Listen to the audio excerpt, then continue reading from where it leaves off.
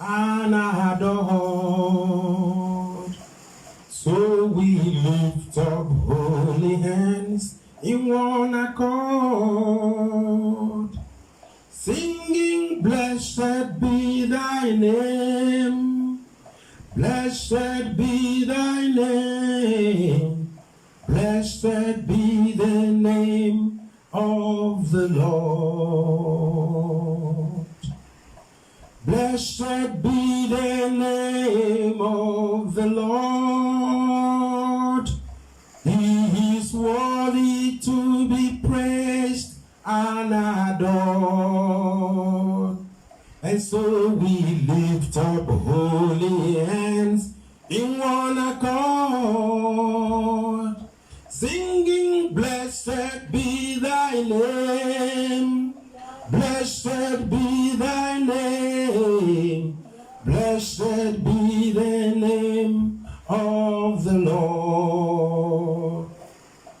You are worthy, you are worthy, King of kings and Lord of lords. You are worthy, hallelujah, worthy. You are worthy, King of kings and Lord of lords. I worship you. No other name like the name of Jesus. No other name like the name of the Lord. No other name like the name of Jesus. He's worthy of glory. He's worthy of honor. He's worthy of power and of praise. Your name is higher than any other name. Your name is Jesus.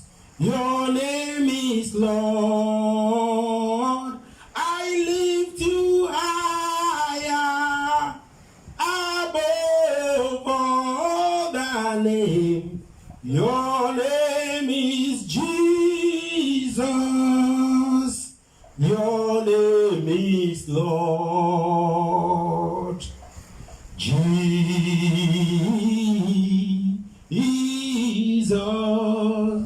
I will praise your name, Jesus.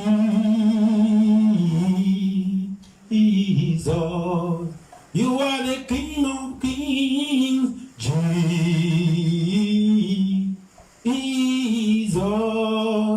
Hallelujah, Jesus. Hey, your name is a miracle. Your name is a comforter. Your name is a mighty God. Oh, Jesus.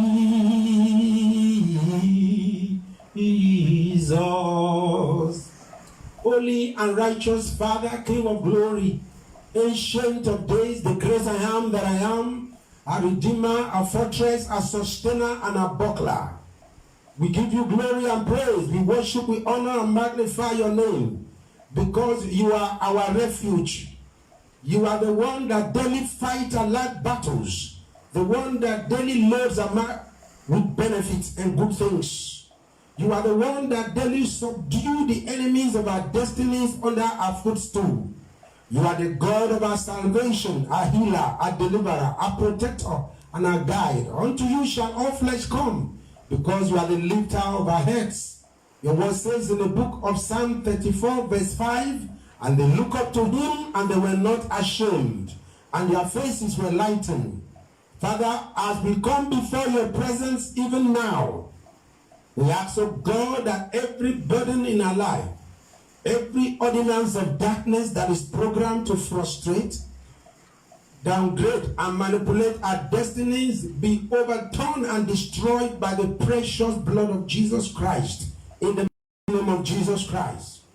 Any power that is from the dark kingdom to make our lives difficult, to introduce struggle, affliction, reproach, adversity, wastage, bondage and captivity, failure and setback against our destinies, we command such power to be wasted and destroyed today in the mighty name of Jesus Christ. Lord, as we pray today, we ask that the heavens over our destinies be open. We want to hear your voice, oh God, that will bring us to a place of advancement and for a new direction in life in the name of Christ. Heaven, by your voice, let against our destiny be disgraced and disappointed in the mighty name of Jesus Christ. You have said in your word in the book of Isaiah chapter 30, through the voice of the Lord shall the Assyrians be beaten down. Every wicked power assigned to bring oppression, affliction, reproach, wastage, bondage, and captivity, failure, and setback against our destiny, by virtue of what Jesus Christ did on the cross to bring us total liberation or emancipation, let such power be disgraced and disappointed today in the mighty name of Jesus Christ. Even now, Lord, as we hear your word, we ask of God that impossible situation, obstacle, limitations, and barrier to progress shall be terminated and destroyed by fire. In the mighty name of Jesus Christ, Lord, have your way in our lives today. Let your divine presence be made manifest in our midst. Your word says, in your presence there is fullness of joy, and there are pleasures forevermore. Father, we pray that by virtue of your presence with us, every abnormality, anything that the enemy has programmed to suffocate, frustrate, and downgrade our destinies, let such be destroyed by the thunder fire of God in the mighty name of Jesus Christ. Every boasting power assigned to humiliate and frustrate our destiny, Lord, by your fierce anger, disgrace them, destroy them, because you have said in your word in the book of Jeremiah chapter 23 verse 19 that the whirlwind of the Lord is a continuing whirlwind. It shall fall grievously with pains upon the heads of the wicked, that the anger of the Lord shall not return unto him until it has executed that which is sent. In the latter days you shall consider this perfectly.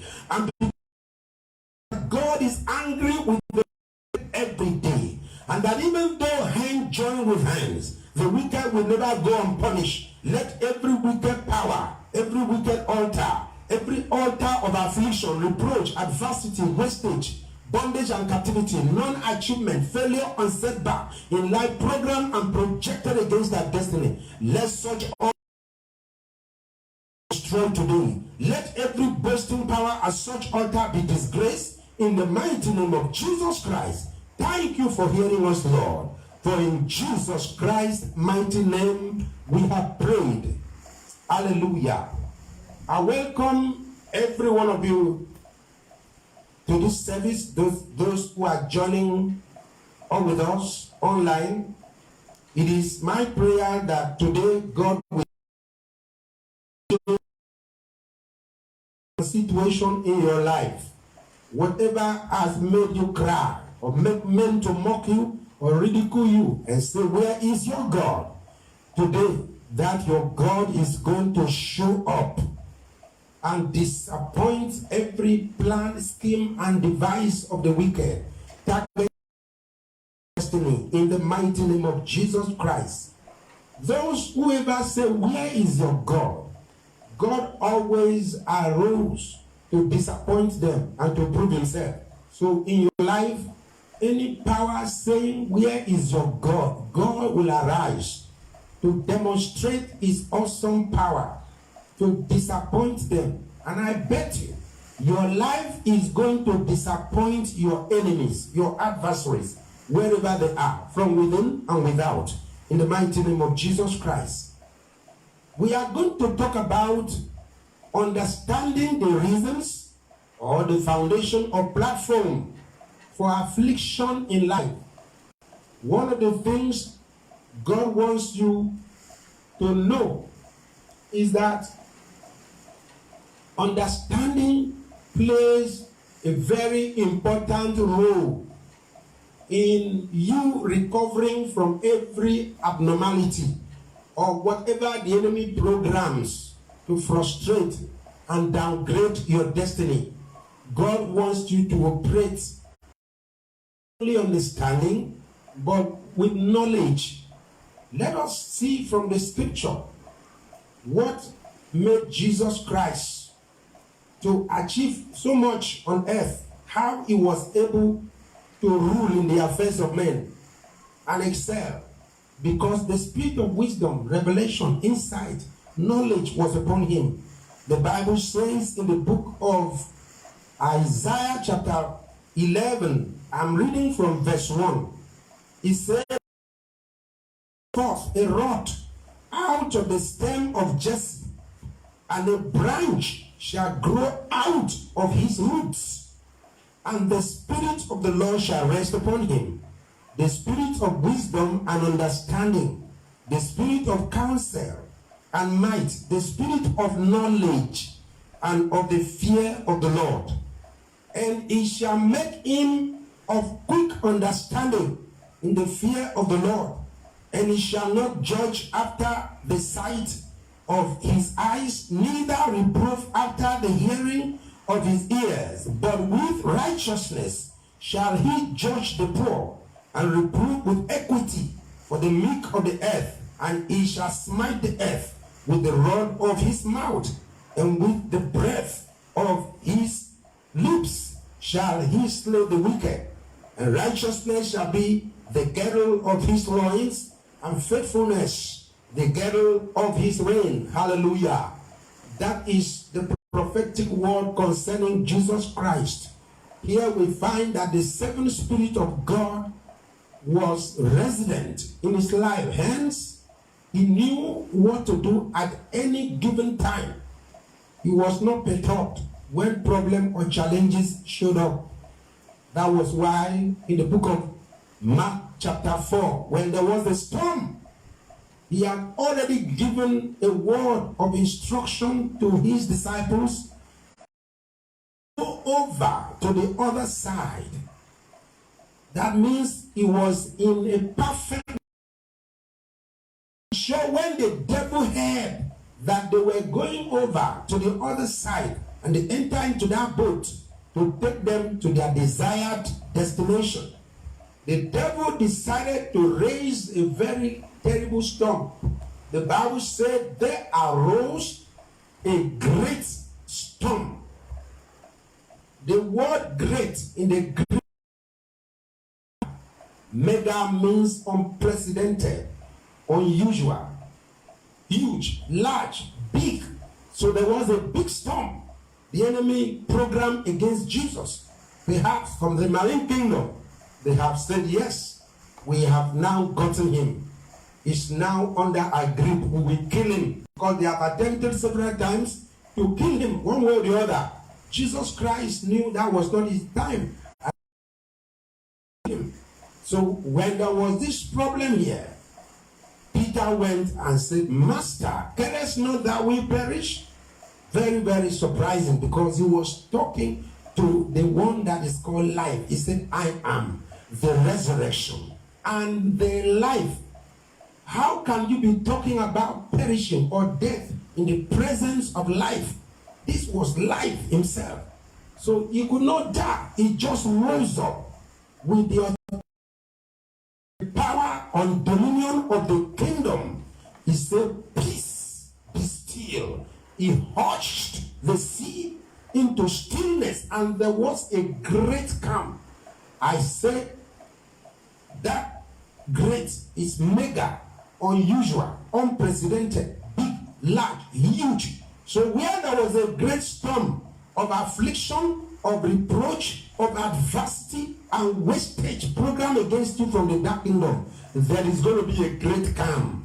In other words, your testimony is going to shock your enemies. because God is going to bring calmness to everything the enemy has programmed to suffocate and frustrate and downgrade your destiny this day in the mighty name of Jesus Christ. Hallelujah. We are going to pray first before we hear the word of God.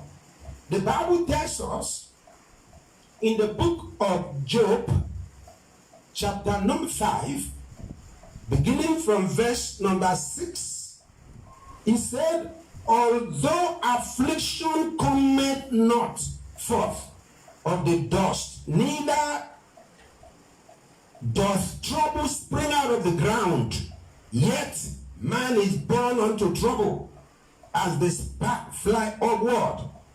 I would seek unto God, and unto God would I commit my cause, which doeth great things and unsearchable, marvelous things, who giveth rain upon the earth, and sendeth waters upon the fields, to set up on high those that below, that those which mourn may be exalted to safety. He disappointed the device of hands, cannot perform their enterprise. He taketh the wise in their own craftiness, and the counsel of the froward is carried headlong. Hallelujah.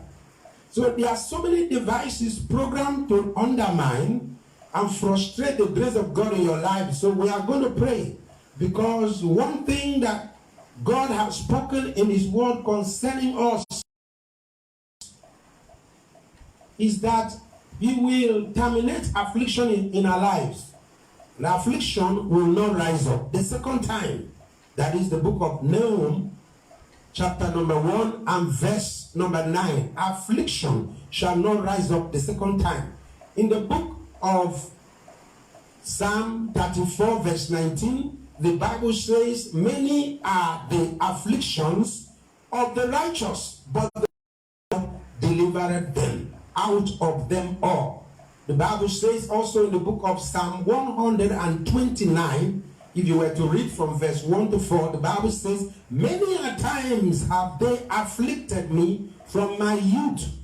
May Israel now say, many a times have they afflicted me from my youth, but they have not prevailed against me. So affliction will not prevail against you. Whatever is programmed from the habitation of cruelty against your destiny this season shall not prevail against you in the name of Jesus Christ. The Bible says in the book of Psalm 74 verse 20, have respect unto thy covenant, for the dark places of the earth is full of habitation of cruelty. So we are going to cry unto God in these few minutes, because it is only through strategic prophetic prayers that affliction can be terminated by the power of the resurrected Christ. So I'm going to ask you to pray. We are talking about the reasons or the foundations for affliction in your life. So I want you to first of all give thanks, because you are still alive in the land of the living. Give God thanks. Father, in the name of Jesus, we give you thanks, we praise, we honor, we magnify and exalt your name, because your word says in the book of Psalm 124, behold, if it has not been the Lord who was on our side, when men rose up against us, they had swallowed us up. Their evil waters had overwhelmed us. But thanks be unto God, who has not given us as a prey to their teeth. The snare is broken, and we have escaped like the birds. Oh Lord God of hosts, we appreciate you for your doings with us. Your doing with us has been in love, in mercy, in grace, in favor, in honor. It is not according to our works. It is because of your goodness. It is because of your kindness and your faithfulness towards us. Father, we praise you, because in spite of all that the enemy has programmed and projected against our destiny to cause us to falter, to cause us to stumble, and to destroy our lives, and to kill, and to manipulate, we are still alive in the land of the living. We give you all the glory and praise.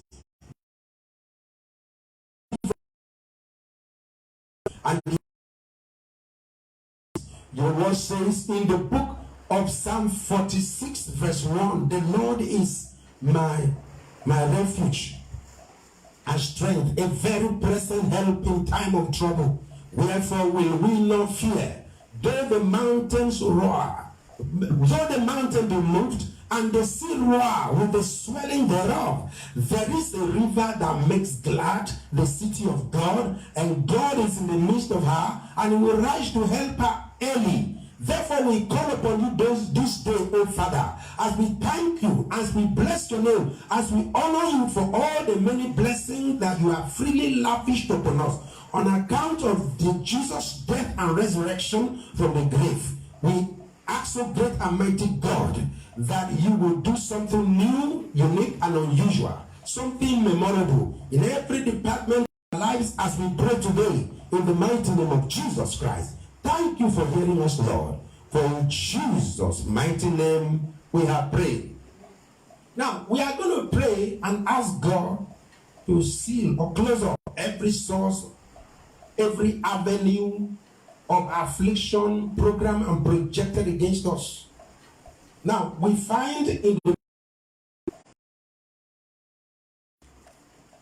Judges chapter 6, the children of Israel came on a severe attack of the Midianites. Did things that were wrong before the Lord. The Bible says in the book of Judges chapter 6, beginning from verse 1, and the children of Israel did evil in the sight of the Lord, and the Lord delivered them into the hand of Midian 7 years. And the hand of Midian prevailed against Israel.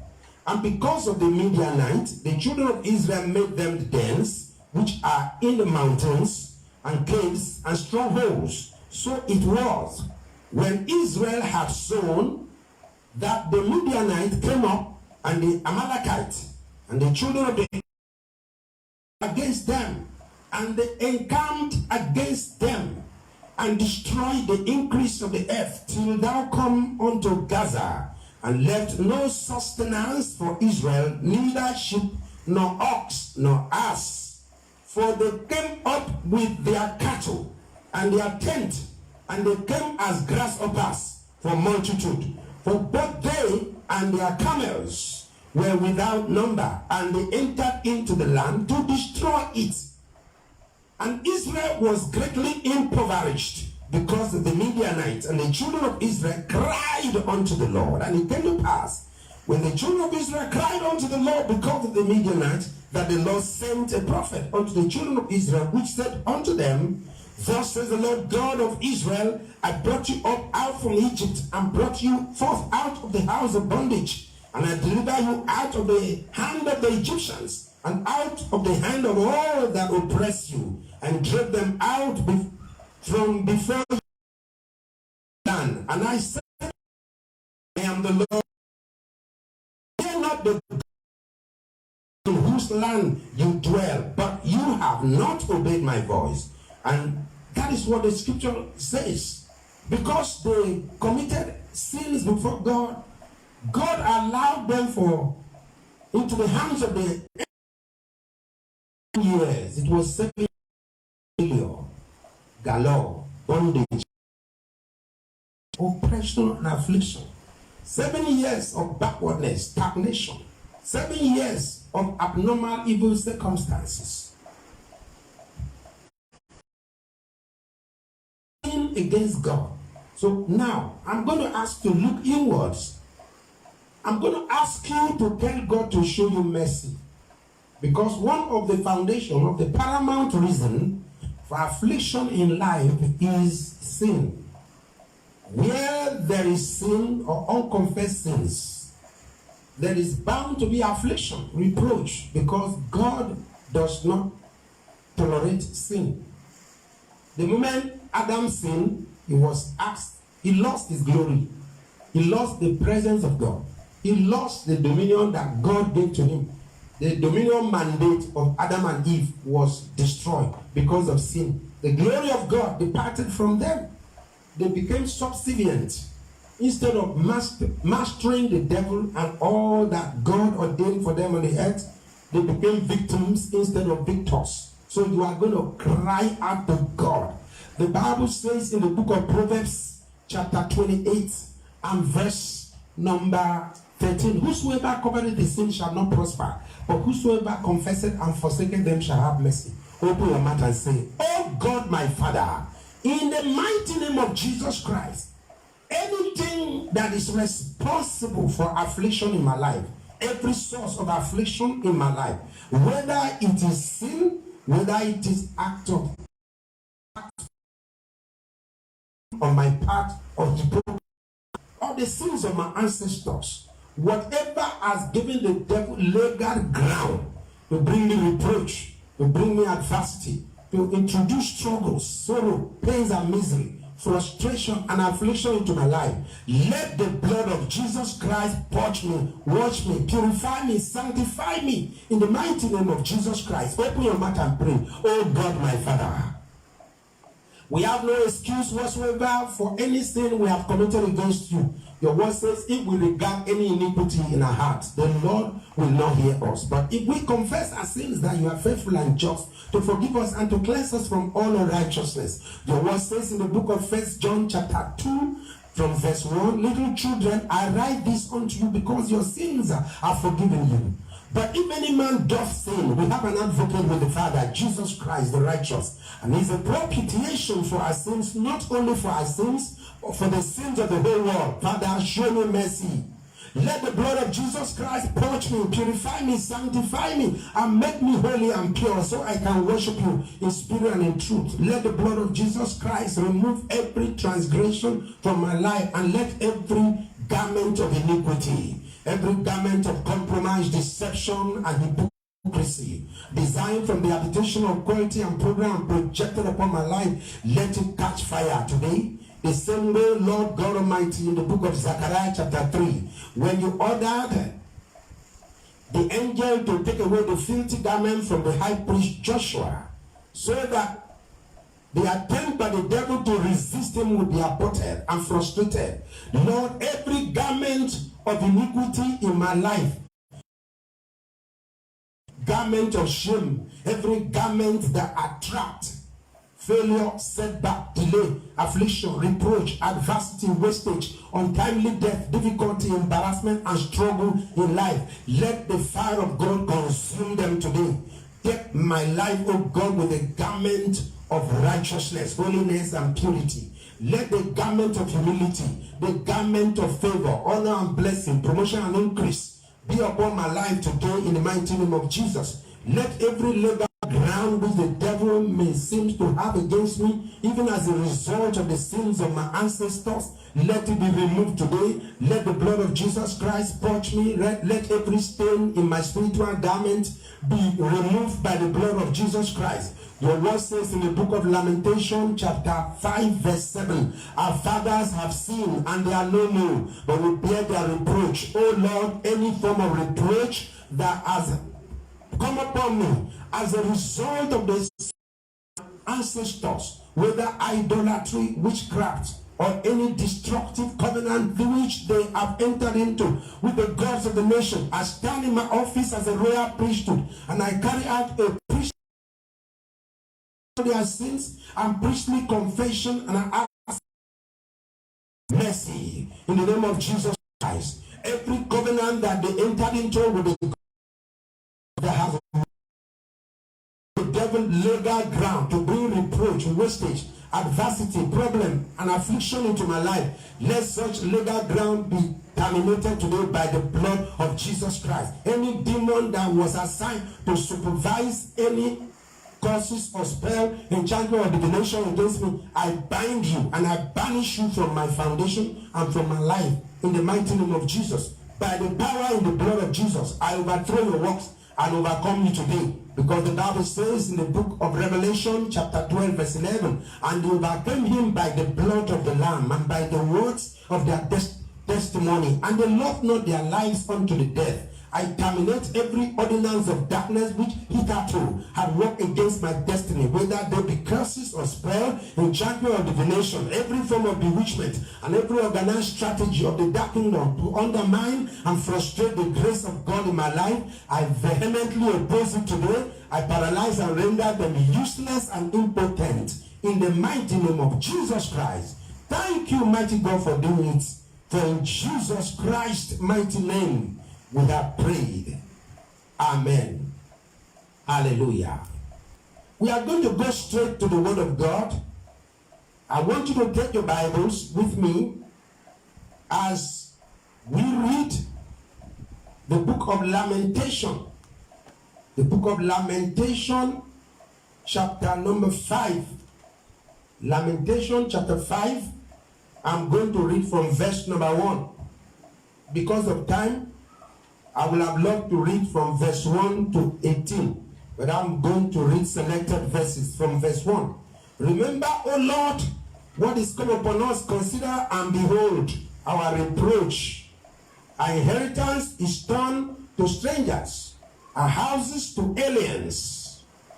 We are orphans and fatherless, our mothers are as widows. We have drunken our water for money. Our wood is sold unto us, and necks are under persecution. We labor and have no rest. We have given the hand to the Egyptians and to the Assyrians to be satisfied with bread.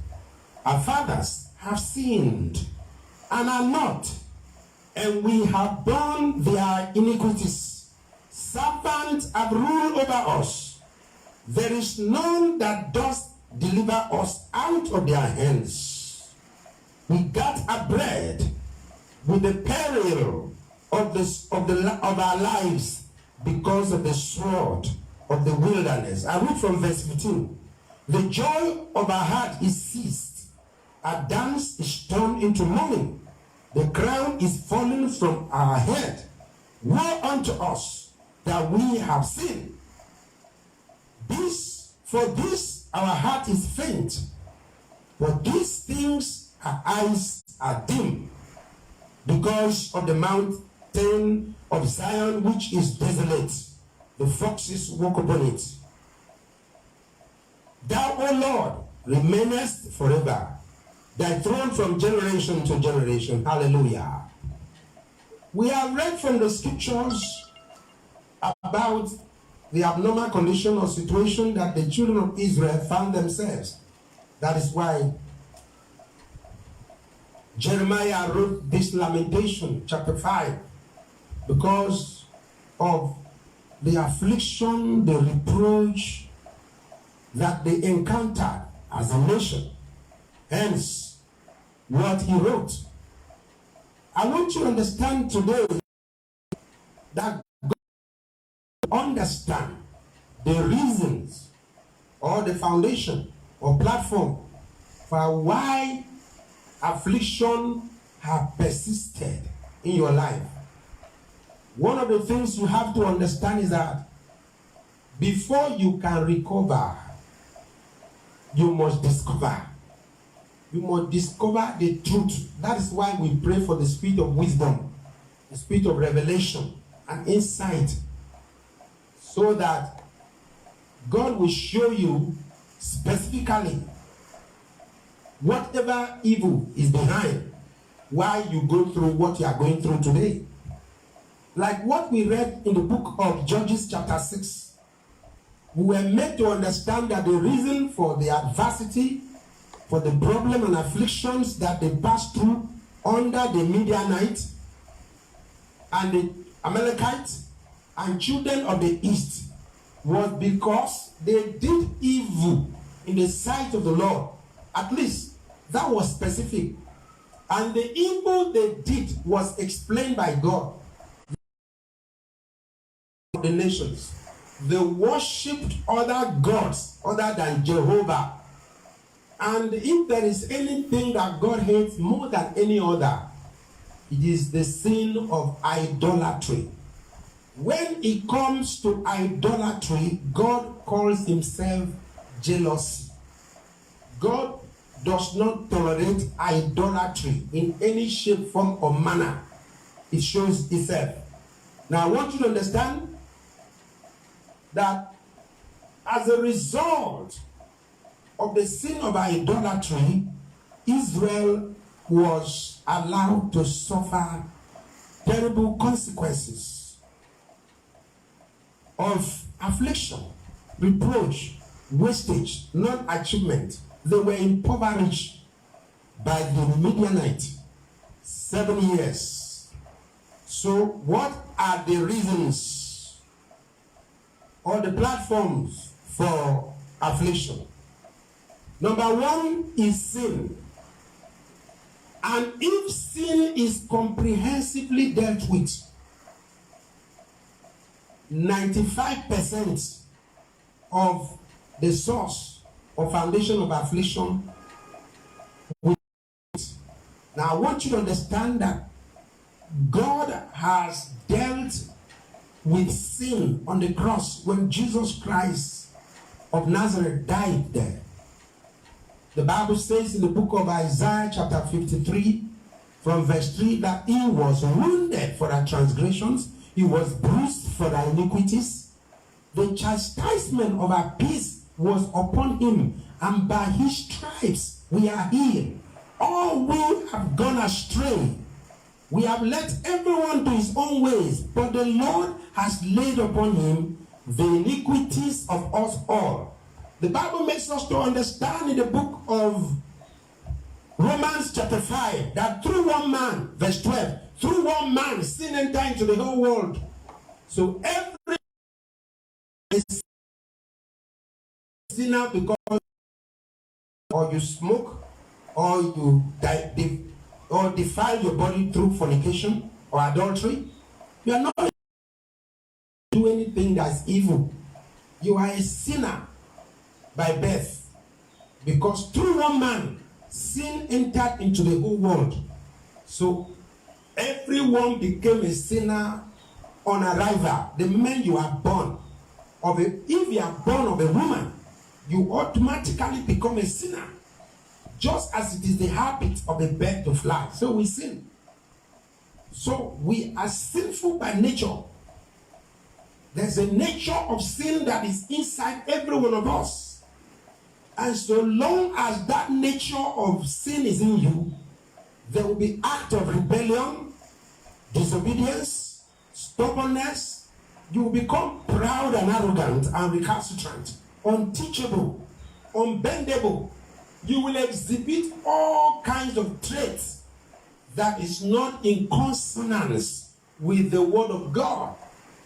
But when you repent of your sins, it is only through the blood of Jesus Christ will your sins be cleansed, purged, and sanctified. It is only then you can be sanctified. Only when you repent genuinely. So we are going to talk comprehensively about sin today. But there are so many other avenues why people are being afflicted. Number two is satanic altar.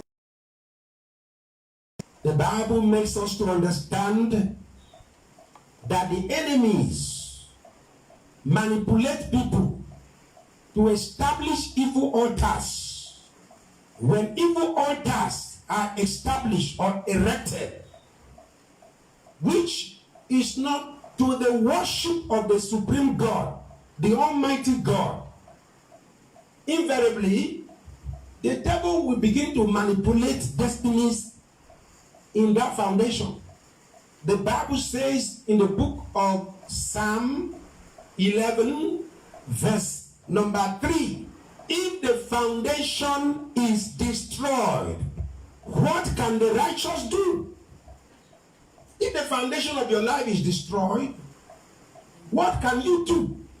The foundation of any person's or individual, whether it's the individual, whether it is a family or a community, a nation, can be destroyed if there is active rebellion against God, if there is idolatry and witchcraft, if people begin to practice anything that is evil, that is contrary to the word of God, abnormal sexual behavior, it will attract the anger of God.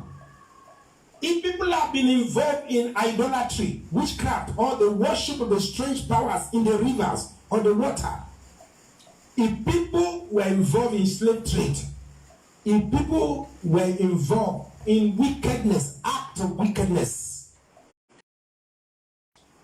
the altars that they raised for the gods of the nation, where whatever name they are called, Olokun, Ogun, Shango, Urumila, Madiaha, Ailala, Ikenga, Otopo, Ibe, all these altars that they raised to the honor of the gods of the nations are of God. So God operates by altar also. We discover from the scriptures that when Abraham had an encounter with God in the book of Genesis chapter 12, the first thing that Abraham did was to raise an altar unto God. He used that altar to worship God. We find also in the book of Genesis chapter 6, chapter number 8, the moment Noah came up from the ark, the first thing that Noah did was to raise up an altar unto God and sacrifice the best of animals that found inside the ark. He sacrificed it to God. Hallelujah. The Bible says in the book of Genesis chapter 8, verse 20 said, and Noah builded an altar unto the Lord, and took of every clean beast and of every clean fowl, and offered burnt offerings on the altar. And the Lord smelled a sweet savour. And the Lord said in his heart, I will not again curse the ground any more for man's sake. For the imagination of man's heart is evil from his youth. Neither will I again smite any more everything living as I have done, while the earth remaineth, seed time and harvest, and cold and heat, and summer and winter, and day and night shall not cease. So we can find from the scriptures that God operates by altars. In the book of Genesis, chapter number 22, God personally instructed Abraham to get his son Isaac and sacrifice him in one of the places or mountains that he would show him. That is Mount Moriah. Now we discover from the scriptures the moment that Abraham obeyed God, he raised an altar and put his son there, and that was a picture of Jesus Christ. He put his son Isaac on that altar that he has established or raised unto God, and he was ready to sacrifice his son Isaac. When God saw his genuine love, he said, hold your peace. The Bible says in verse number 15, and the angel of the Lord called unto Abraham out of heaven the second time, and he said, by myself I have sworn, says the Lord, for because thou hast done this thing, and hast not withheld thy son, thy only son, that in blessing I will bless thee, and in multiplying I will multiply thy seed as the stars of the heaven, and as the sun which is upon the seashore. Thy seed shall possess the gates of his enemies, and in thy seed shall all nations of the earth be blessed, because thou hast obeyed my voice. Abraham obeyed the voice of God by sacrificing his son Isaac. Of course, we knew exactly what later transpired when God provided a lamb, and that lamb was also speaking about Jesus Christ. When Moses was asked by God to introduce all the rituals that were supposed to be carried out, the sacrifices at the altar, all of them pointed to Jesus Christ as the Lamb of God, as substitute, as sin bearer, That was why in the book of John, chapter number 1, verse 29, when John saw Jesus, he said, "Behold, the Lamb of God that takes away the sins of the whole world." So that is it. Now, I want you to understand, where there is an altar to the gods of the nations, whether it's witchcraft altar, marine spirit altar, occultic altar, or any altar that is raised for the gods of the nation, whatever name it is called, other than Jehovah, there will be affliction. You are just giving room for the enemy to bring affliction to you. Another source or platform for affliction people experiences in life is arrows from spiritual archers. They are arrows of darkness that is programmed against people. In that same book of Isaiah, the book of Psalm 11, Psalm 11 and verse 2 tells us about arrows. God also uses arrows, but the enemy also, because he is a counterfeiter, arrows of darkness to torment and afflict people. The Bible said in the book of Psalm 11, verse 2, "For lo, the wicked bend their bow, they make ready their arrow upon the string, that they may privately shoot at the upright in heart." So they operate by arrows, according to the book of Psalm 11, verse 2 that we have just read. They are arrows of afflictions, they are arrows of infirmity, they are arrows of frustration, backwardness, defeat, failure, setback, struggle. There's arrows of bondage and captivity. There's arrows of untimely death. There's arrows of near success syndrome, that is almost there but frustrated experiences. There's arrows of consistent confusion in life. There's arrows shot at people to make sure that their life become meaningless, to turn your life and destiny upside down. There's arrows of failure at the edge of miracle, almost there, almost God blessed, but stagnated. There's arrows of stagnancy. That's why when you look at your life and see that your life is going round in circles, difficulty, embarrassment, shame, and reproach, you must know there is something behind it. It could be as a result of evil arrows that have been shot against you from eternity. The Bible says in the book of Psalm 74, verse 20, "Have respect unto thy covenant, for the dark places of the earth is full of habitation of cruelty." Habitation of cruelty is the satanic establishment where all kinds of evil is being manufactured, programmed against the sons of men, to downgrade their destiny, to waste them, to destroy life, to make life difficult. So, destiny. That's why the Bible says, "Respect unto thy covenant, for the dark places of the earth is full of habitation of cruelty." Habitation of cruelty could be witchcraft coven, it could be marine kingdom, it could be satanic altar, it could be an evil gate.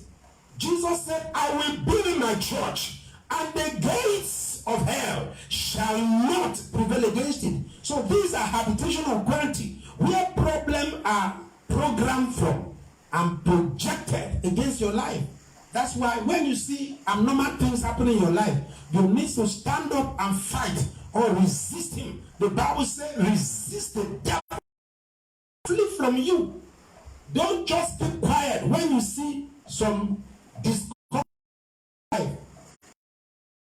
Sleepless night, arrow of sleepless night can be programmed against your life. Arrows of poverty programmed against work, and discover that there's nothing to show for all your labor, for all that God has given the grace to do. So that is an avenue where affliction comes from. When at witchcraft coven, they shoot an arrow of barrenness against you, or arrow of destruction or untimely death. So people sleep and don't wake up. Some people walk so much and gather. At the moment they gather, the devil measures the size of their pay packet, or whatever income they have, and they send problem that will consume it, and then they will go borrowing, and then you discover that things work upside down in their lives. Another avenue where problems of affliction come from is satanic prophecy. Don't just take for granted whatever word anybody programs against you. Any pronouncement against you could be an evil prophecy. Don't just accept it. Because for any curse to work upon you, somebody has to pronounce something negative or evil. If they make it, whether you are a father and you make evil pronouncement against your son, it will affect that person. You may think it is witchcraft.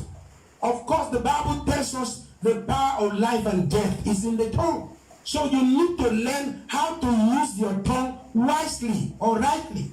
If you don't use your tongue wisely, you may even be making some personal pronouncement which may invite affliction against your life.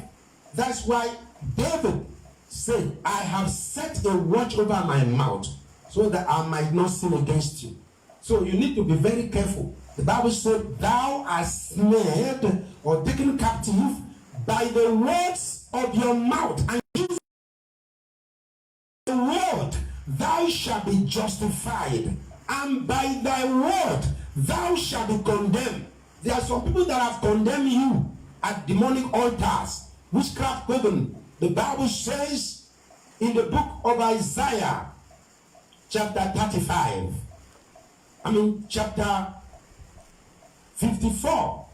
Hear what the Bible says so that you will learn how to refute everything that rises up against you in judgment. The Bible said in the book of Isaiah 54,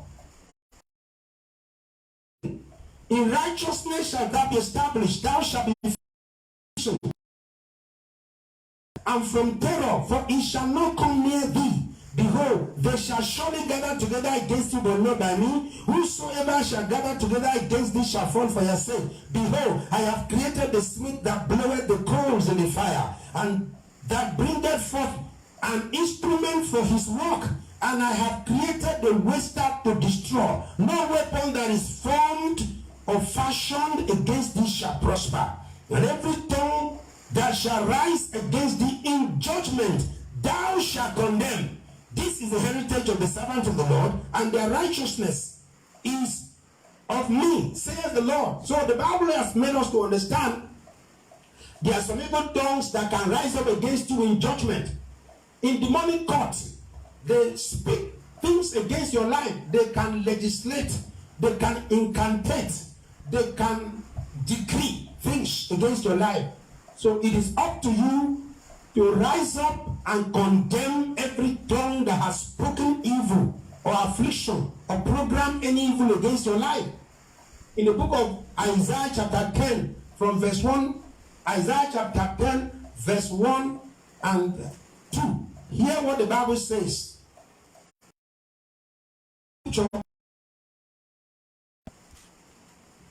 Woe unto them that decree unrighteous decrees, and that write grievousness, which they have prescribed, to turn aside the needy from judgment, and to take away the right from the poor of my people, that widows may be their prey, and that they may rob the fatherless.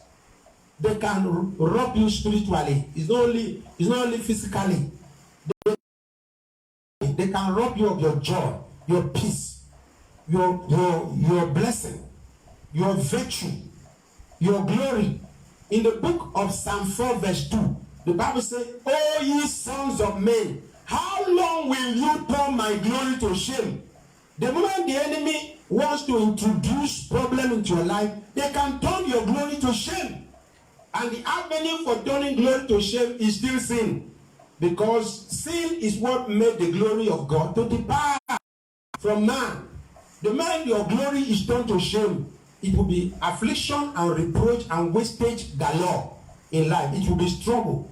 Other avenues by which satanic affliction can come against your life are ancestral and generational causes which might inherit from our foundation.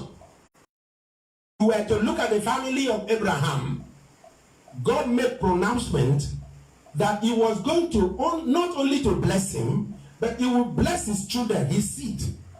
The covenant that God entered with Abraham was not just only to affect him, it was to affect many generations, or the people from his root. It was to affect them. This is what is written in the book of Genesis. Genesis chapter number 17. The promise that God made, the covenant that God made with Abraham was not only to affect him, it was also for his seed to enjoy it.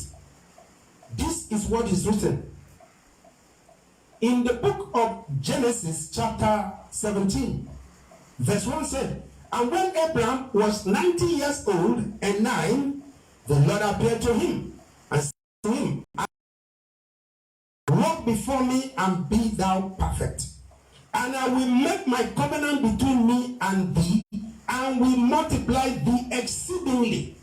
And he fell on his face, and God talked with him, saying, as for me, behold, my covenant with thee, and thou shalt be a father of many nations.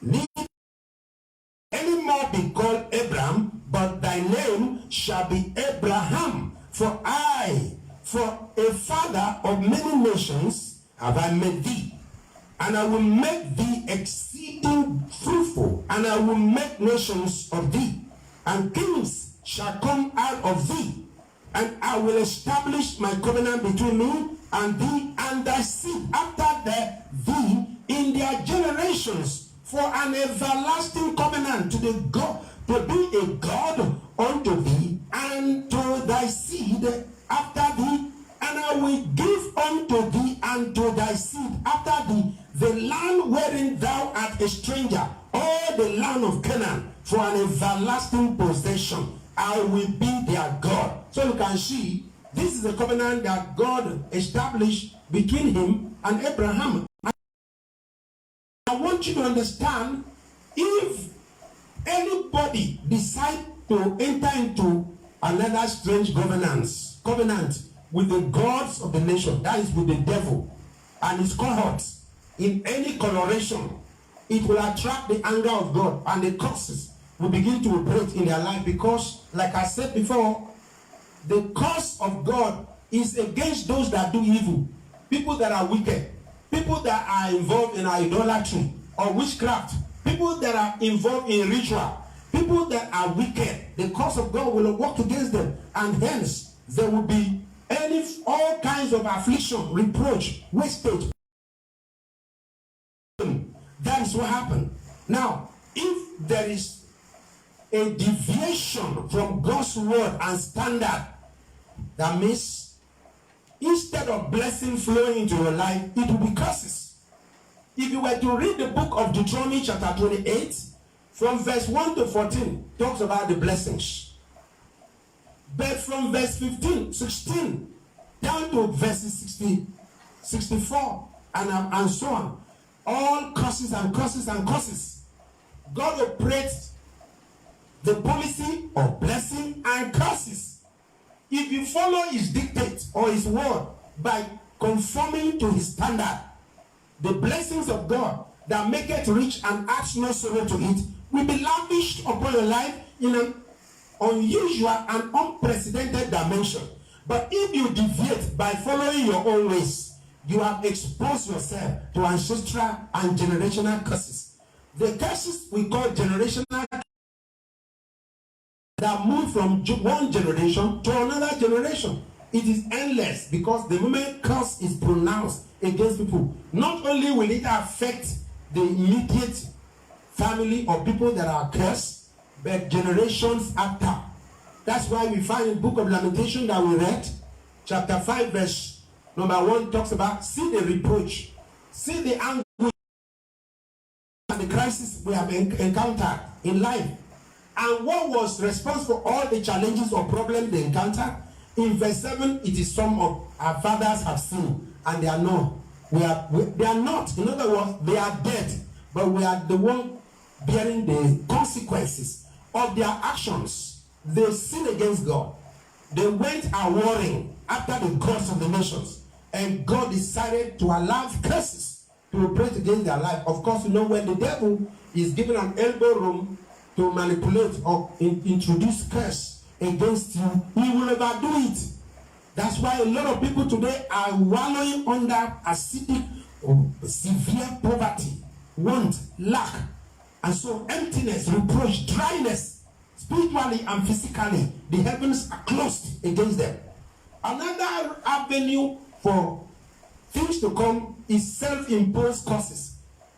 Self-imposed curses can come as a result of personal wickedness. Or for instance, it can be as a result of... Now, I want you to understand this as the shortest avenue for self-imposed curses. For instance, people can get themselves involved in fornication or adultery or any sexual sin whatsoever. And I want you to understand, the moment you get involved with someone outside marriage sexually, all the demons the person has inherited from the last 7 persons that have slept with him or her are legally far into your life. You inherit them. If that person was living under a curse, you have inherited ancestral or generational curses. Even though it might not have been programmed or it's not affecting people in your hometown or your family, of that one act of sexual immorality, you stand a risk of inheriting several things. Now, the Bible makes us to understand in a lighter mood or better way, that is in the book of Deuteronomy 34, verse 9, the Bible says that Joshua, the son of Nun, was full of the spirit of wisdom. For Moses, the servant of the Lord, has laid his hands upon him. Imagine now, there are some people that you have gone to for help. It could be in a church. It could be in some foundation that is idolatrous or polluted or defiled, contaminated. It could be someone that is occultic, whether he operates as a prophet, apostle. It's inconsequential. If that person lays his hand upon you, you inherit all the covenant he has entered into with the devil and his cohort, either from the marine kingdom or from witchcraft coven. There are some people that are using the spirit of divination to prophesy. All the things they are saying might look okay, but from which source? What is the source of that prophecy? Those of you that read the scripture very well, especially, you will discover that in the book of Acts of Apostles chapter 8, there was an evil man there in that city that paraded himself as the power of the great God. His name was Simon. When Philip went down to the city of Samaria, he preached Christ unto them. The people with one accord gave heed to what Philip preached, seeing the miracles that was performed. Incredible things happened in the name of Jesus. People were healed. They were delivered. That man called Simon had paraded himself as the only authority in spiritual matters in that city of Samaria. What is going on globally? There are some people that have entered into destructive covenant with the gods of the nations, or with the marine kingdom, or witchcraft power, or cultic power, and they have empowered or enriched them, and they can prophesy, they can see vision, they can tell you things about your life, which looks very real.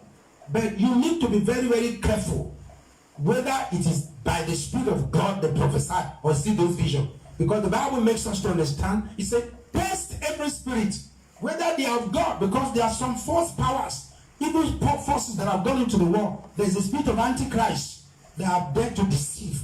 If you are not careful, like Paul was in the book of Acts of Apostles, chapter 16, there was a young girl that was prophesying very, very effectively and efficiently and proficiently. This girl was saying, these are the men of God that show unto us the way of salvation. But she herself was not saved. She didn't know God. This continued for a long time until he was grieved in his spirit. Of course, when he was grieved, he knew that by the spirit of discernment, that this was not the Spirit of God. So he casted it out, and that landed them into jail. So you must be very, very careful, because there are some people that have gone into places and they have entered into covenant, and the affliction began to manifest or rule over their lives. Another avenue is when people break covenant, breaking of covenant. If you were to read the book of Joshua, chapter 7, Joshua was wondering why they were being defeated by a very small, tiny, insignificant nation. Just because somebody broke the covenant of God, that is the man in that scripture. We are told that Achan took of the accursed things and added it among his own stuff.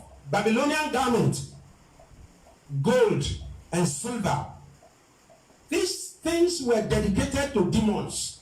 Some of them were used to decorate the demons, and they placed them in their altar. But in the book of Deuteronomy chapter 7, if you were to read from verse 1 to 7, God gave the children of Israel direct instruction as to what they should do when they find such things. They were to be burnt with fire. They were not also expected to enter into any marital relationship or covenant with them, because God said if that should happen, they will turn away their heart from following him, and they will be introduced to the strange gods of the nations. And of course, you know that this was the reality in the life of King Solomon. Kings chapter number 7, verse 3 tells us that King Solomon loved the Lord, and he sacrificed lavishly 1,000 burnt offering unto the Lord. But he also had another strange love. He loved many strange women, together with the daughters of Moabite. All those and all the strange nations that they were not supposed to have dealing with. The Bible said he cleaved to them in love. As far as God said, that was rebellion against him. And hence, the way it ended, only God's mercy will make heaven at last. I'm not there to judge.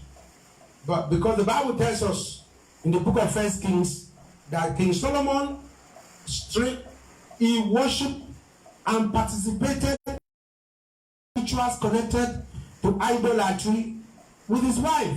He built so many strange altars for his many wives and worshipped together with them. That was why the Bible says his heart was no more perfect like the heart of David, his father. God was not happy with him. Only God will know whether he repented before he died or not. Hallelujah. But those of us that are still alive, we discovered when Achan sinned against God, it brought destruction to every member of his family. They were defeated. Israel as a nation was defeated in battle, which they should have won, but they were defeated. When the children of Israel went and prostrated before God, Joshua and 250 elders of Israel, in Joshua chapter 7, what kind of embarrassing defeat is this, Lord? When the nations of the earth hear about this, they will ridicule us. They will say that you were incompetent to take us to the promised land. Hence, you kill us. Say, get up. all Israel have sinned against me. They have taken of their accursed things. They have added it among their own stuff. This was the reason why they were defeated. Of course, by the time they took Lot, it landed upon Achan and his family. The Bible says in verse 19, and Joshua said unto Achan, my son, I pray thee, make your confessions unto God, and tell me now what thou hast done. Hide it not from me. And Achan opened his mouth and said, indeed, I have sinned against the Lord God of Israel, and thus have I done when I saw a goodly Babylonish garment, and a weight of gold and silver under it. I coveted them. I put them under my tent. They are there. Of course, you know, by the time he made these confessions, the same men, they dug out those things. Even the wife and the children that were absolutely innocent of his crime, they were all stoned to death and burnt with fire. Don't move forward or experience victory. So if you are keeping accursed things, things that come from the dark kingdom, be careful, because it will attract affliction to your life. Another reason why some people are passing through affliction could be as a result of satanic decrees or embargo. In that book of Isaiah chapter 10 that we have read, woe upon those who make unrighteous decree, that right grievousness which they have prescribed. It says, woe unto them that decree unrighteous decrees, that right grievousness which they have prescribed. They can prescribe affliction to you. Now, I want you to understand this fact, that God also uses decree and his people. Everything the devil does is a counterfeiter. He counterfeits God. When we talk of altar, the devil also manipulates people to establish altar and sacrifice even human beings, not only goats. And the blood that is speaking from such altar is speaking destruction, reproach, wastage, bondage, and captivity. But thank God, the sacrifice of Jesus Christ on the cross was also an altar. It was an altar that was meant to terminate every affliction from man.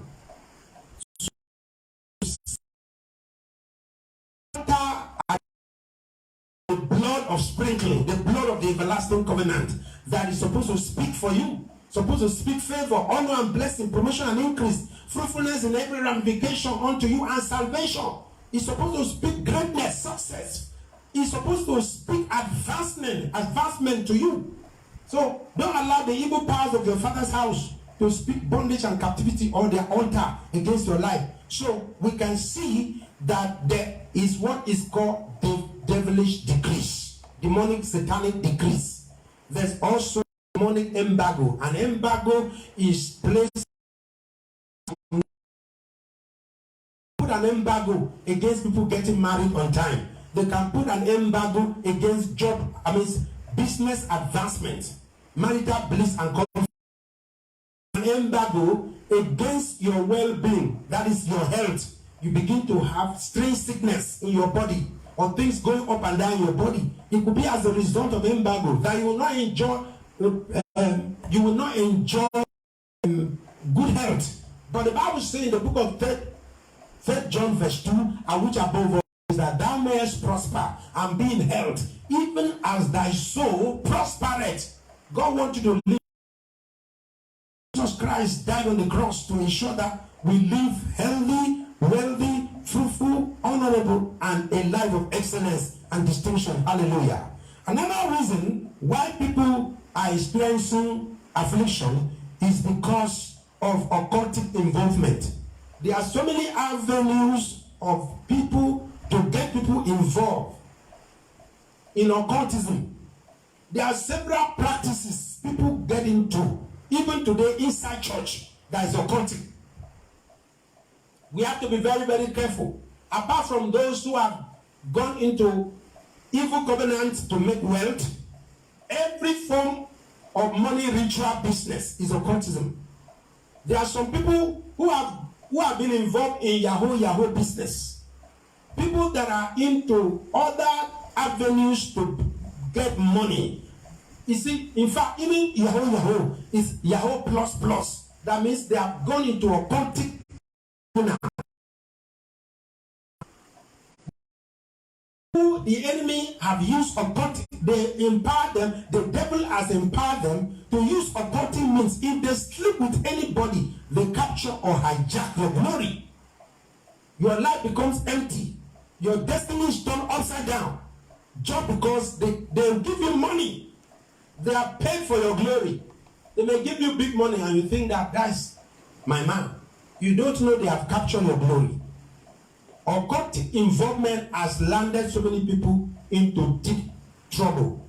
Another avenues for affliction in life is through witchcraft operations and marine spirit manipulation. Occultic, marine witchcraft power and witchcraft has become the greatest source of affliction against man. Time will fail me to enumerate the terrible things that witchcraft has caused for people inside church and outside the church. Operations and manipulation of witchcraft is merciless. It is beyond. Have killed and ruined and destroyed many lives across the nations of the earth more than any other power or avenue. Whether inside the church or outside the church or in the families, it is unfortunate how people can kill recklessly their own children who are supposed to live long enough to bury them after they have gone, but they donate them as witchcraft coven just to get cheap promotion. So there are so many avenues that witchcraft power has introduced affliction against people. They can use evil arrow. They employ several weapons.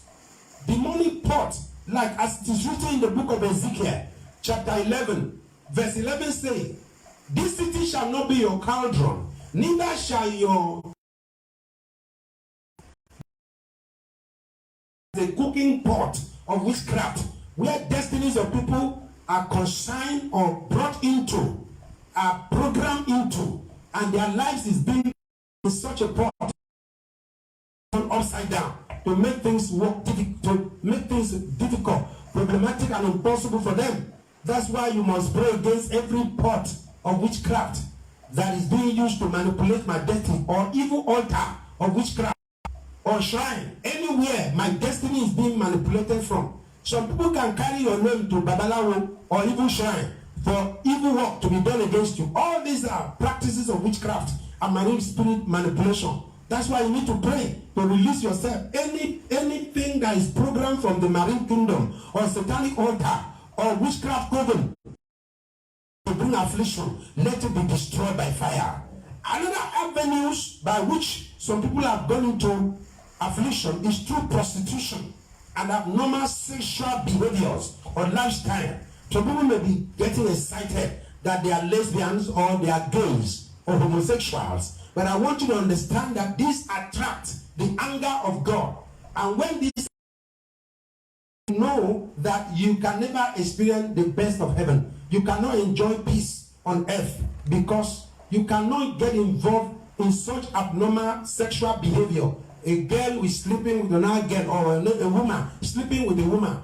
A man is sleeping with a man. And they are even having the audacity to go to the altar and man and man getting married as husband and wife. How do people think?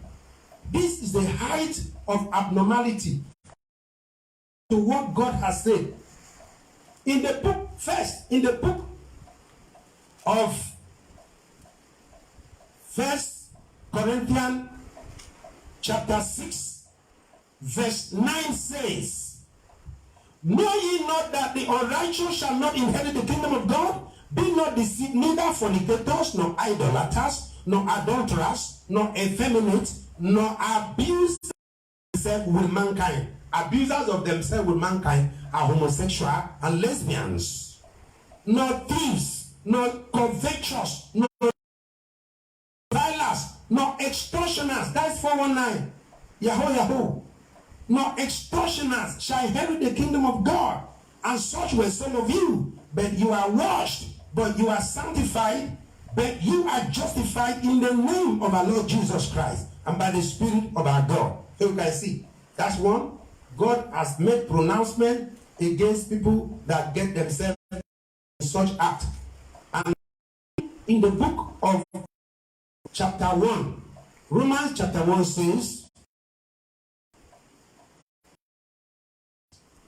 number 24, wherefore God also gave them up to uncleanness through the lust of their own heart, to dishonor their own bodies between themselves, God into a lie, and worship and serve the creature more than the Creator, who is blessed forever. Amen.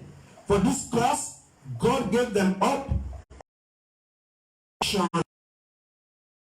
Women do change the natural use into that which is against nature, and likewise also the men, leaving the natural use of the women in their lust, one with men, walking unseemingly, and receiving in themselves the recompense of their error, which was. So you can find from the scripture that we have just read that there are so many avenues through sexual involvement, abnormal sexual behavior that has attracted the anger and the wrath of God. There are people that are involved in strange religions and churches. When you get yourself involved in any strange religion that does not have the Almighty God and Jesus Christ as the focus and the object of worship, then you are involved in a strange false religion. Any religion that does not accept that Jesus Christ is God, that he came in human form as Emmanuel, God with us, to save us from our sins, or that he died on the cross and God raised him from the dead, and that it is only through his precious blood that was shed on the cross can man gain salvation and hence enter into the kingdom of heaven, is a strange religion. The Bible said there is salvation in no other, for there is no other name given among men whereby we must be saved. Jesus Christ said, I am the way, the truth, and the life. No man comes to the Father except by me. Jesus also said in the book of John chapter, I am the door. Verse 9 and 10 say, I am the door. By me, if any man enters in, he shall be saved. He shall go in and out and find pasture. The thief cometh not but for to steal, to kill, and to destroy. But I have come so that they might have, and they might have it more abundantly. So, outside the kingdom of God, Jesus as God, you are worshiping a strange thing, and it can attract curses unto you. Also, marks, satanic labels placed upon individual can bring curses. Some people have put tattoo in their body, it can attract curses and affliction to your life. The tattoo is not fashionable things as you assume or suppose. Demonic design into their evil nets so that your life will be turned upside down. You may not know, you may think it's fashion. Any form of mark you place in your body, God has strictly said it's an abomination before him, that you should not make any cutting in your body. If you do, you are attracting the anger and the wrath of God. He will just leave you and you will be at the mercy of the devil. And of course, you know, the devil has no mercy. And he does not love you, even if you are a covenanted person. Your soul is what he wants in hellfire. Another avenue is demonic fashion. Use of dedicated items or idols, false gods, that the enemy programs through fashion, especially this end time fashion that is being used by the kingdom of darkness to win people into bondage and captivity. Some of those earrings, jewelries, bangles, and chains that people wear, they were dedicated to gods in India. They are dedicated to gods or people in India. And when you are using those things, all the devil is very, very clever and deceptive. He will not tell you the consequences of the use of those things. But the Bible has made us to understand that God is not mocked. So for whatever a man soweth, that shall he also reap. Are using in name of fashion, whether it's jewelry, whether it's attachment or weave-on, these are things they dedicate to the kingdom of darkness. Of course, we have video clips that tells you in India how all those weave-on hair attachments were dedicated to some strange altar, and they now package it and send it to sell, and young girls are ruining their destiny. The devil is capturing your glory, and you now assume that you are okay, you are fashionable, you are telling people to check you out and send all kinds of pictures. I want you to understand that those things that the enemy has put as fashionable stuff are not ordinary things. That's why you must be very, very careful. I have a lot of things to say concerning this, but because of time constraint, I'm not going to go deep into it. But I'm warning you, because the devil is using such to bring people into bondage and captivity. Many people's lives have been enslaved and turned upside down as a result of the use of strange garments or clothes or all those decorations that people wear. Now, through dream, through eating in the dream, or sexual dream, or writing exams in your dream without finishing, you can into affliction. Sexual dream is the most satanic that he created man. So when you are having sexual dreams, don't just dismiss it as nothing. It is greatest avenue of pollution, defilement, contamination to make your life useless. You need to go for deliverance and ask God to purge you and to cleanse you by the blood of Jesus Christ. There are also two unfriendly friends. If you were to read the book of Micah chapter 7 from verse number 6, from verse 5 to 7, the Bible tells you about unfriendly friends. It said, keep the doors of your mouth from she that lieth in your bosom. They carry your story to satanic kingdom and they sell you there. You may think they are your friends, but they are unfriendly friends. In the book of Luke chapter 20, verse 20, even Jesus, they sent people, they say, and they watched him, and they sent for spies who should pretend or feign themselves to be just men, so that they might take hold of his word, so that they might report him and hand him over to the authority and the power of the governor. The Bible said in verse 26, they couldn't take anything from his mouth because he knew them. There are some people that go around, you don't know who they are, they may want to be your friend, but you don't know who they are. There are some people who about them. There's nothing evil written on their face. People, be very careful, because there are some unfriendly friends. There are some people that they are on assignment from the dark kingdom. Be wise. That's why the Bible says we should not be unequally yoked together with unbelievers. What fellowship at the temple of God with an idol, or a believer in common with an infidel? He said, come out from among them and be separate and touch not the unclean thing. Then I will receive you. I will be a father unto you, and you will be my sons and daughters, says the Lord God Almighty. But if you decide to embrace them on your own, that's what's written in the book of 2 Corinthians chapter 6 from verse 1, from verse 14 to verse 18.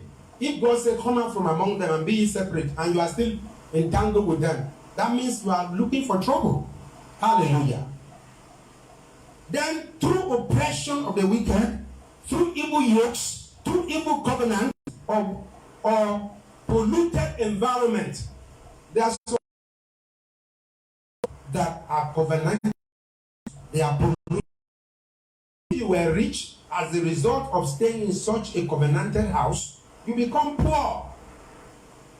You may not see anything physical that will show you that that building or that house that you have gone to pay for is polluted house or a bad environment. But in those days, there were physical signs to know if a house belonged to an occultic person or a secret society member.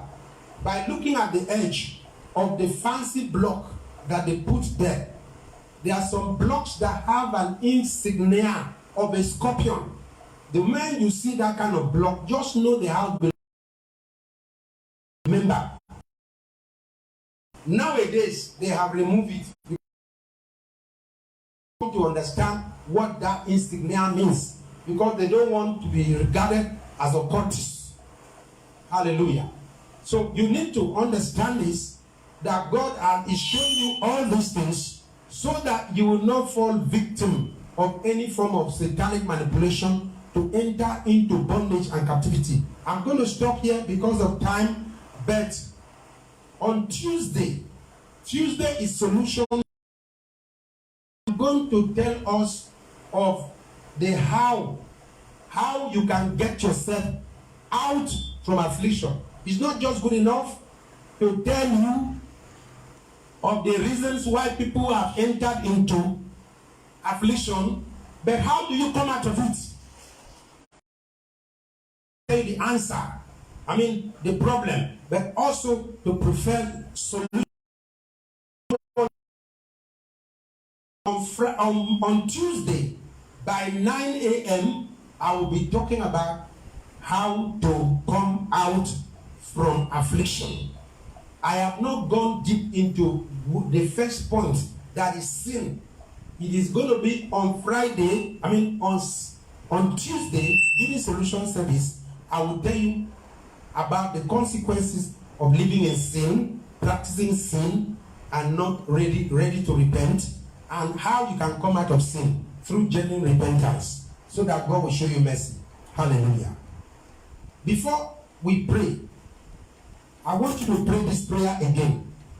Oh God, my Father, in the mighty name of Jesus, by the greatness of your awesome power, deliver me from every bondage of affliction, every cause of affliction, every spell of affliction, every bewitchment of affliction, every marine spirit manipulation to bring me into affliction. Open your mouth and pray. Any foundational power that has introduced affliction into my life, any altar from my foundation that has introduced affliction against my life, every boasting power of my father's house and my mother's house, every marine spirit power, every witchcraft power, every familiar spirit power responsible for any affliction that I'm passing through in life, I command, let the thunder fire of God locate them and destroy them suddenly. Every covenant which my ancestors made, or which I inherited, either through death or through sexual manipulations, both in the physical realm and in the spiritual realm, or eating things that have been programmed with affliction against my life, both in the spiritual realm and in the physical realm. Any form of affliction that has come into my life as a result of involvement in witchcraft activity, marine spirit activity, occultic activity, anything that I have put on, either jewelries or clothing materials, that was strategically programmed from the kingdom of darkness to bring me affliction. Any form of relationship or friendship that has introduced me, has become a source to introduce me to affliction, I cut myself off from such things. I command such wicked covenants operating against my life to be destroyed and nullified. Every curse or spell, enchantment or divination, any form of bewitchment working against my life as a result of my carelessness in associating with people and places I'm not supposed to associate with. Father, show me mercy and deliver me today. Thank you, Almighty God, for doing it today. For in Jesus Christ's mighty name we have prayed. Amen.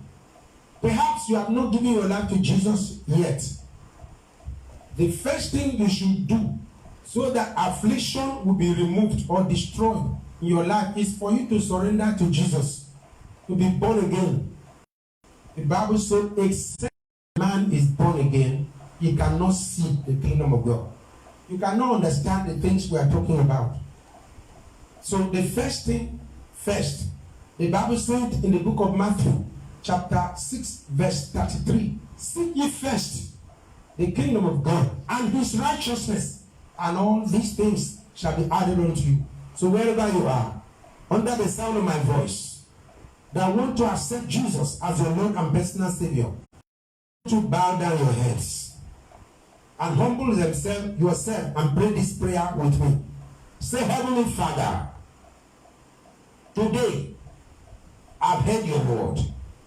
I know I'm a sinner. I cannot. But right now, I repent from every sin I have committed against you. I ask you, oh God, to wash away my sins now with the precious blood of Jesus Christ. I believe in my heart that Jesus Christ is the Son of God, that God sent him to this world to die for me. I believe that God raised him from the dead to justify me. Therefore, I accept Jesus Christ as my Lord and Savior. Lord Jesus, come into my heart today and make me your child. Every evil covenant I have entered into or inherited, knowingly or unknowingly, consciously or unconsciously, with the kingdom of darkness, I renounce it and I break it right now. I enter into a new covenant with the Almighty God through the Lord Jesus Christ to serve him all the days of my life. Thank you for accepting me today, because I have come to you through Jesus Christ, my Lord and my Savior. Amen. If you have prayed that prayer, I'm going to pray with you. Heavenly Father, I want to pray for all those who have surrendered their lives to you. God, that their sins be forgiven, and that their names be written down in the book of life, because your word says, and if any man's name was not found, he was cast into the lake of fire. Give them the grace, O Lord, to live in victory over sin, over the devil and his dark kingdom, over this world and all the people that traps people into hellfire. Thank you, Almighty God, for doing it. For in Jesus Christ's mighty name we have prayed. Amen. Father, I want to thank you for all the people that have listened to this message, wherever they may be. I ask and put them under your divine covering, the covering of the blood of Jesus Christ. In this era of coronavirus pandemic, they are exempted from it in the name of Jesus Christ. They shall be far from infection. And those who are infected, I command your healing power to flow into their lives. And by the blood of Jesus, I terminate the grip, the operations and manipulation of the devil against their life through this coronavirus. I overthrow their works by the blood of Jesus Christ. I command the healing power of God to flow to those who are under the bed of affliction. In the name of Jesus, I command to be healed from the crown of your head to the sole of your feet by the precious blood of Jesus Christ. And I command you, coronavirus, I curse you in the name of Jesus. I command you to depart. The same way you came, I command you to depart in the name of Jesus. I destroy your works across the nations of the world. Let the blood of Jesus Christ overthrow your works, paralyze your divine.